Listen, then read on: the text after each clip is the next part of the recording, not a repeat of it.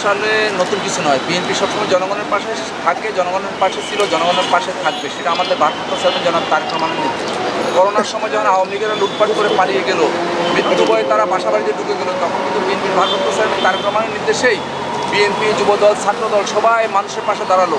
যে বিপদগ্রস্ত মানুষের পাশে আমরা অক্সিজেন সিলিন্ডার পৌঁছে দিয়েছি, নিত্য প্রয়োজনীয় সামগ্রী পৌঁছে দিয়েছি।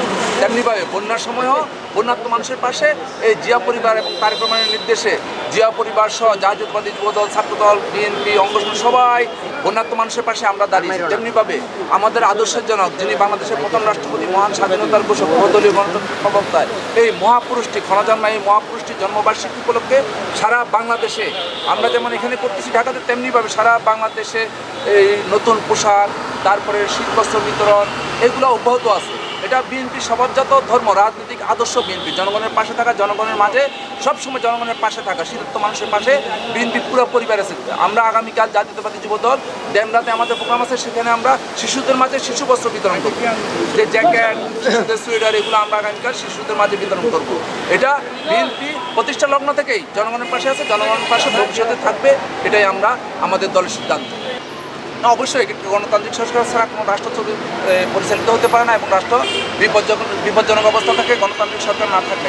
কারণ তখন অনেকেই মাথা ছাড়া দিয়ে উঠে, যারা অশুভ শক্তি, যারা রাষ্ট্র ক্ষমতা দখল করতে চায়, যারা অবৈধ পন্থায় ক্ষমতা আসতে চায়, যখন গণতন্ত্র না থাকে তখন এগুলো সৃষ্টি হয়। যেমনিভাবে হাসিনা 17 বছর বাংলাদেশকে গণতন্ত্রবিহীন করছিল, গণতন্ত্র শূন্য করছিল, সেই কারণেই আজকে এই ক্রাইসিসটা সৃষ্টি হয়েছে, যে একটা অভ্যুত্থান ঘটতে হয়েছে।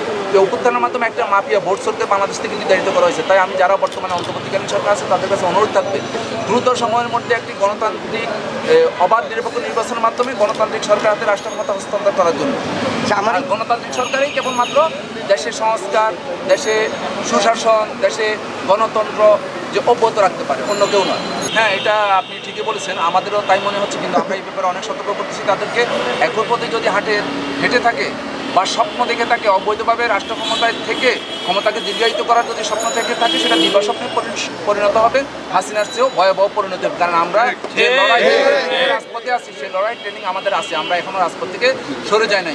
কারণ সামনে আরও মনোবল এবং শক্তি নিয়ে রাজপথে আমরা থাকবো। কোনো শক্তি আমাদের গণতান্ত্রিক আন্দোলনে, গণতন্ত্রের জন্য, স্বাধীনতা সার্বভৌমত্বের জন্য কোনো শক্তি টিকবে না। সবাই পরাজিত হবে বাংলাদেশ জাতীয় দল, বিএনপি এবং জাতীয়তাবাদী শক্তির কাছে।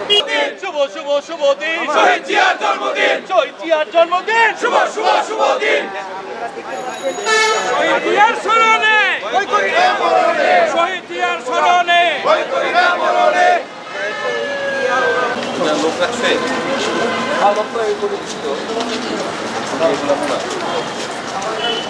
শুভ দিন। নাম্বারের পক্ষ থেকে শুভেচ্ছা।